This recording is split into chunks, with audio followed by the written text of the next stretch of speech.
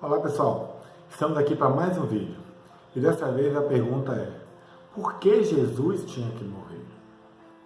Muitas pessoas dizem assim: você precisa aceitar Jesus, você precisa ser salvo. E as pessoas que não têm o conhecimento entendem, mas salvo de quê? Por que eu tenho que aceitar Jesus? Então o objetivo desse vídeo hoje é justamente mostrar por que há essa necessidade. Muitas pessoas aceitam Jesus e não entendem como funciona esse processo. Como o sangue de Jesus me livra do pecado. Lá no livro de Gênesis, no princípio, criou Deus os céus e a terra. Em seguida, ele começa a preparar o planeta para receber a sua obra-prima, somos nós, o homem. E após estar tudo preparado, ele forma o homem do barro. Em seguida, no mesmo dia, ele cria a mulher. E criou Deus o homem à sua imagem, a imagem de Deus o criou. Homem e mulher os criou. E Deus os abençoou. E Deus lhe disse: frutificai, multiplicai-vos e enchei a terra. Sujeitai-a e dominai sobre os peixes do mar e sobre as aves dos céus, e sobre todo animal que se move sobre a terra. A partir do momento em que Deus cria todas as coisas, também ele estabelece leis. Por exemplo, a lei da inércia, a lei da gravidade. Se nós jogarmos uma pedra para cima, ela vai cair. O que são leis? Eu fui buscar uma definição clássica de leis que diz o seguinte: lei é um princípio, um preceito, uma norma criada para estabelecer as regras que devem ser seguidas. É um ordenamento. Nós conhecemos uma lei chamada lei da semeadura. Aquilo que o homem plantar, isso também colherá. Por exemplo, se você plantar uma árvore, um pé, de manga, você vai colher manga. Se for uma acerola, vai colher acerola. Não dá para você plantar um pé de abacate e nele colher banana. Essa é a lei da semeadura. Nós sabemos que quando Deus criou o homem e a mulher e os colocou no jardim do Éden, ele ditou logo uma regra. Ele disse o seguinte: e ordenou o Senhor Deus ao homem, dizendo: de toda a árvore do jardim comerás livremente, mas da árvore do conhecimento do bem e do mal, dela não comerás, porque no dia que dela comeres, certamente morrerás. Todos nós sabemos que Eva, através de influência maligna, desobedeceu essa lei. Tomou da árvore do conhecimento do bem e do mal e comeu. E também deu a seu marido, Adão, que desobedeceu da mesma forma. Antes do pecado, não havia morte na terra. O homem e inclusive os animais eram todos vegetarianos. Vamos ver lá em Gênesis? Gênesis 1, 29. E disse Deus: eis que vos tenho dado toda a erva que dê semente, que está sobre a face de toda a terra, e toda a árvore em que há fruto que dê semente, ser-vos-á para mantimento, e a todo animal da terra, e a toda ave dos céus, e a todo réptil da terra, em que há alma vivente, toda a erva verde será para mantimento. E assim foi. Pessoal, pode parecer estranho, mas o homem não foi criado para morrer. Nós podemos ter certeza disso lá em Gênesis. Vamos ver? Gênesis 2:9 diz o seguinte: e o Senhor Deus fez brotar da terra toda a árvore agradável à vista e boa para comer, e a árvore da vida no meio do jardim, e a árvore do conhecimento do bem e do mal. Essa árvore, ela tem o poder de proporcionar ao homem vida eterna. Então Deus faz o seguinte, Gênesis 3:22. Então disse o Senhor Deus: eis que o homem é como um de nós, sabendo o bem e o mal. Ora, para que não estenda a sua mão e tome também da árvore da vida e coma e viva eternamente, o Senhor Deus, pois, o lançou fora do jardim do Éden para lavrar a terra de que fora tomado. Às vezes eu imagino, se Eva tivesse tomado da árvore da vida, ao invés da árvore do conhecimento do bem e do mal, ela teria recebido o poder da vida eterna. Observe que Deus não proibiu que eles comessem, né, dessa árvore. Ela estava disponível, estava no Éden.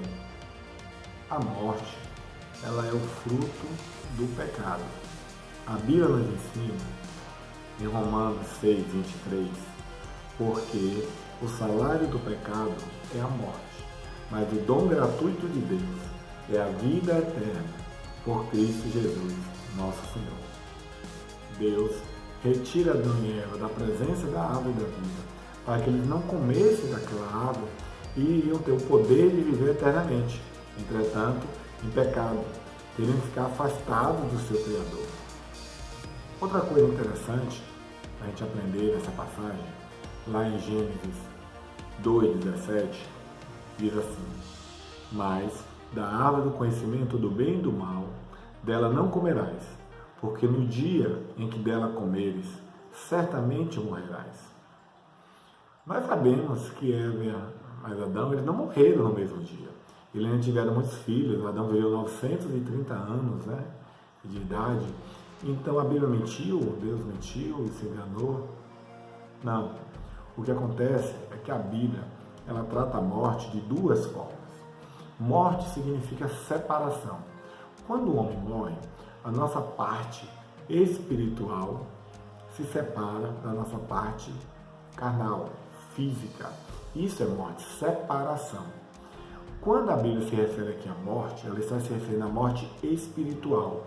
Porque a morte espiritual separou-se o espírito do homem do espírito de Deus. Você pode dizer, como é que você me prova isso? Vamos nas páginas da Bíblia. Lá em Mateus 8:21 e 22, diz o seguinte: e outro de seus discípulos lhe disse: Senhor, permite-me que primeiramente vá sepultar meu pai. Jesus, porém, disse-lhes: segue, e deixe os mortos sepultar os seus mortos. Observe que aqui Jesus estava se referindo a mortos espirituais, aqueles que não tinham comunhão com Deus. Pois um morto físico, né, aquele que estava já enterrado, jamais poderia se levantar e sepultar um morto. Então, na Bíblia, é sempre bom a gente discernir em quais momentos a morte está se referindo à morte espiritual ou à morte física. Em diversos locais, né, a morte que ali se refere é a espiritual. Quando a pessoa não entende isso, ela pensa que há erros ou contradições bíblicas, quando na verdade é a falta de entendimento daquela passagem. Essa separação também a gente pode ver nas páginas da Bíblia.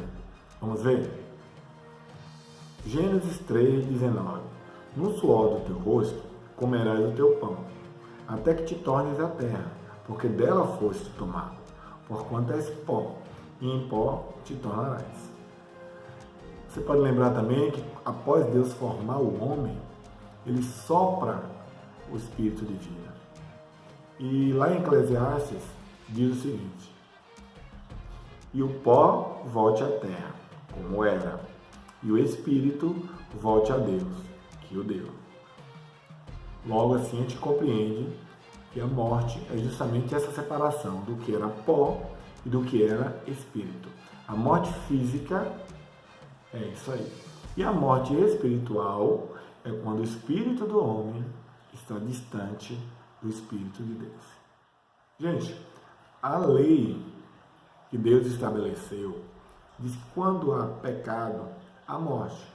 Na Bíblia, por exemplo, no momento que Adão e Eva cometem o primeiro pecado, Deus sacrifica animais. Vamos ver? E fez o Senhor Deus a Adão e a sua mulher túnica de peles e os vestiu. Para que fosse possível, né, essas túnicas de pele, um animal teve que ser morto. E aí simboliza justamente a primeira vez em que o sacrifício de um animal serve para esconder a nudez, que na verdade significa o pecado, o erro que o homem cometeu.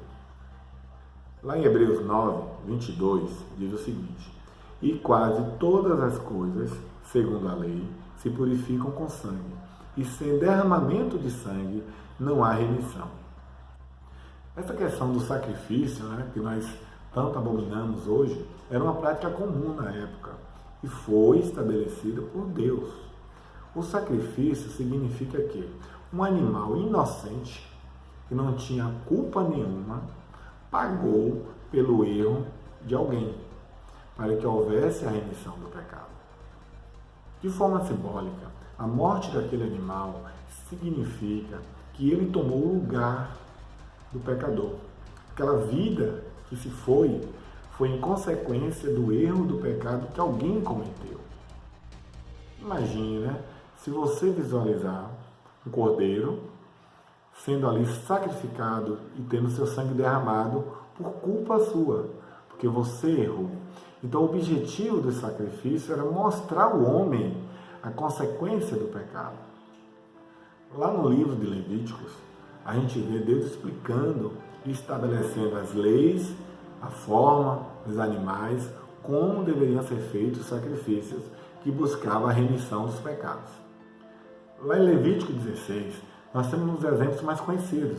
É o famoso bode expiatório. Nós usamos muito, né?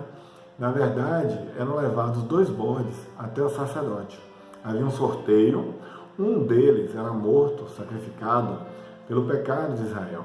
E o outro recebia a culpa e era solto no deserto. Ou seja, aquele bode expiatório levava a culpa pelos pecados de outras pessoas. Nós hoje, eu que sou defensor dos animais, fico imaginando, né? Por que os animais que não tinham culpa nenhuma, né, seriam sacrificados? Pombos, cordeiros. Mas é justamente esse o símbolo de que alguém que não tinha culpa tinha que pagar pela culpa de outro. Seria a substituição, né? E é justamente aí que a gente começa a entender o propósito da vinda de Cristo. João Batista, ele disse assim, ao ver Jesus: eis o Cordeiro de Deus, que tira o pecado do mundo. Jesus não cometeu pecados, Jesus não errou, não fez nada de errado. Por isso é que ele é digno de levar sobre si os pecados daqueles que erraram. Lá na Bíblia, nós podemos ver, em Coríntios 5, 21, uma boa explicação que diz assim: aquele que não conheceu o pecado, ele o fez pecado por nós, para que nele fôssemos feitos justiça de Deus. Através da fé do que Jesus fez na cruz, qualquer pessoa pode receber o perdão por seus pecados. Paulo nos explica claramente essa lei, que foi criada desde o princípio, lá em Romanos 8, 1. Portanto, agora nenhuma condenação há para os que estão em Cristo Jesus, que não andam segundo a carne, mas segundo o Espírito. Porque a lei do Espírito de vida, em Cristo Jesus, me livrou da lei do pecado e da morte. Deu para entender? Jesus é quem nos livra dessa lei. A lei foi estabelecida. Ela deve ser cumprida. No momento que Jesus recebe sobre si os meus pecados, eu estou perdoado, estou livre de pagar o preço, porque alguém pagou no meu lugar.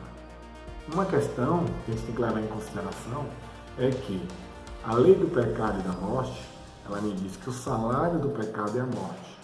Então, como Jesus morreu se ele não pecou? Aí nós temos um grande conflito cósmico. Uma lei foi descumprida. E na Bíblia tem algumas passagens que mostram isso claramente. Diz o seguinte: onde está, ó morte, a sua vitória? Onde está, ó morte, o seu agulhão? Ora, o agulhão da morte é o pecado, e a força do pecado é a lei.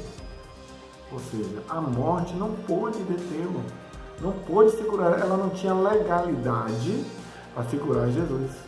Desta forma, ele ressuscitou. Lá em Romanos, nós temos uma passagem magnífica que o apóstolo Paulo escreveu, que deixa bem claro essa situação. Romanos 5, 9. Logo, muito mais agora, tendo sido justificados pelo seu sangue, seremos por ele salvos da ira. Porque se nós, sendo inimigos, fomos reconciliados com Deus pela morte de seu Filho, muito mais, tendo sido já reconciliados, seremos salvos pela sua vida. E não somente isto, mas também nos gloriamos em Deus, por nosso Senhor Jesus Cristo, pelo qual agora alcançamos a reconciliação. Portanto, como por um homem entrou o pecado no mundo, e pelo pecado a morte, assim também a morte passou a todos os homens, por isso que todos pecaram. Porque até a lei estava o pecado no mundo, mas o pecado não é imputado, não havendo lei. No entanto, a morte reinou desde Adão até Moisés, até sobre aqueles que não tinham pecado, à semelhança da transgressão de Adão, o qual é a figura daquele que havia de vir. Mas não é assim o dom gratuito, como a ofensa. Porque, se pela ofensa de um morreram muitos, muito mais a graça de Deus e o dom pela graça, que é de um só homem, Jesus Cristo, abundou sobre muitos. E não foi assim o dom como a ofensa. Por um só que pecou, porque o juízo veio de uma só ofensa, na verdade, para a condenação. Mas o dom gratuito veio de muitas ofensas para a justificação. Porque, se pela ofensa de um só a morte reinou por esse, muito mais os que recebem a abundância da graça, o dom da justiça, reinarão em vida por um só, Jesus Cristo. Pois, assim como por uma só ofensa veio o juízo sobre todos os homens para a condenação, assim também, por um só ato de justiça, veio a graça sobre todos os homens para a justificação de vida. Porque, como pela desobediência de um só homem, muitos foram feitos pecadores, assim pela obediência de um, muitos serão feitos justos. Veio, porém, a lei para que a ofensa abundasse, mas onde o pecado abundou, superabundou a graça. Para que, assim como o pecado reinou na morte, também a graça reinasse pela justiça para a vida eterna, por Jesus Cristo, nosso Senhor. Muitas pessoas não entendem esse processo, que por um homem entrou o pecado no mundo.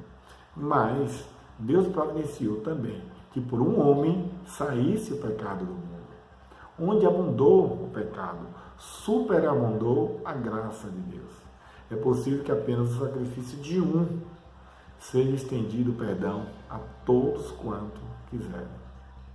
Deus é amor, mas Ele é justiça. O que nós temos que entender é que um juiz justo, mesmo que seja por amor, ele tem que fazer cumprir a lei. Ele não pode burlar a lei. Logo, a lei estabelecida no princípio tem que ser cumprida. Deus providenciou um escape. Quando uma pessoa comete um crime, o juiz determina qual pena ele tem que pagar. Ele pode ser condenado a uma prisão, pode ser condenado a multa, pode ser condenado a serviços forçados, para que após ele cumprir, aquela pena, ele está dissolvido daquele crime. A mesma situação somos nós. Nós herdamos o pecado original de Adão. Mas Deus providenciou uma forma que alguém, que é o Filho de Deus, que já pagou o preço, à medida que eu aceito o sacrifício dele, me dá poder de ser liberto do pecado. Me dá poder de me tornar filho de Deus. Muitas pessoas pensam assim: se Jesus morreu, então os meus pecados foram perdoados. Mas nós temos que entender, então eu preciso aceitar que Jesus fez um sacrifício no meu lugar. É aí sim que entra a necessidade da confissão de Jesus como seu Senhor e Salvador. A morte de Cristo foi obra de Deus, foi a vontade de Deus. Nós jamais devemos olhar para os judeus e apontar o dedo para eles. Isso aconteceu muito na Idade Média. A igreja dominante da época perseguiam os judeus, culpando eles por ter levado Jesus à cruz. Jesus promete lá em Apocalipse 2, no versículo 7, que aquele que vencer, ele vai dar o direito de comer da árvore da vida.